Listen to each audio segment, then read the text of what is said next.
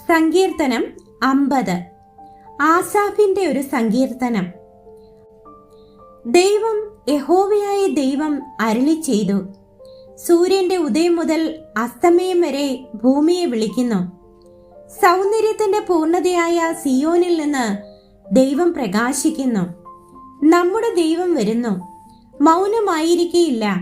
അവന്റെ മുൻപിൽ തീ ദഹിപ്പിക്കുന്നു. അവന്റെ ചുറ്റും വലിയൊരു കൊടുങ്കാറ്റടിക്കുന്നു.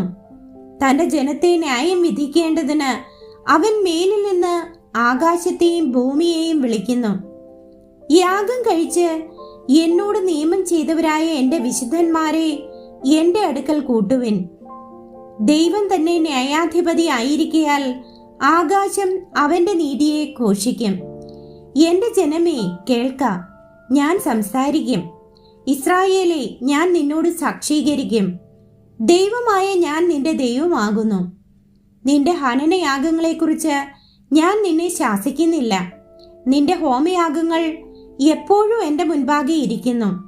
നിന്റെ വീട്ടിൽ നിന്ന് കാളയെയോ നിന്റെ തൊഴുത്തുകളിൽ നിന്ന് കോലാട്ടുകൊറ്റന്മാരെയോ ഞാൻ എടുക്കുകയില്ല.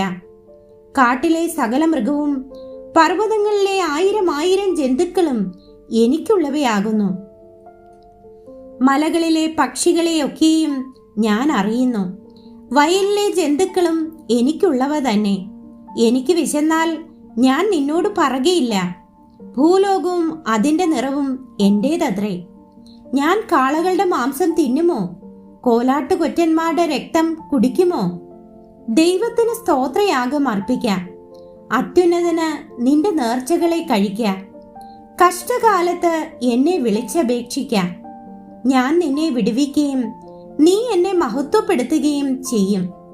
എന്നാൽ ദുഷ്ടനോട് ദൈവം അരുളി ചെയ്യുന്നു, നീ എന്റെ ചട്ടങ്ങളെ അറിയിപ്പാനും എന്റെ നിയമത്തെ നിന്റെ വായിൽ എടുപ്പാനും നിനക്കെന്ത് കാര്യം? നീ ശാസനയെ വെറുത്ത് എന്റെ വചനങ്ങളെ നിന്റെ പുറകിൽ എറിഞ്ഞു കളയുന്നുവല്ലോ. കള്ളനെ കണ്ടാൽ നീ അവന് അനുകൂലപ്പെടുന്നു. വ്യഭിചാരികളോട് നീ പങ്കുകൂടുന്നു. നിന്റെ വായി നീ ദോഷത്തിന് വിട്ടുകൊടുക്കുന്നു.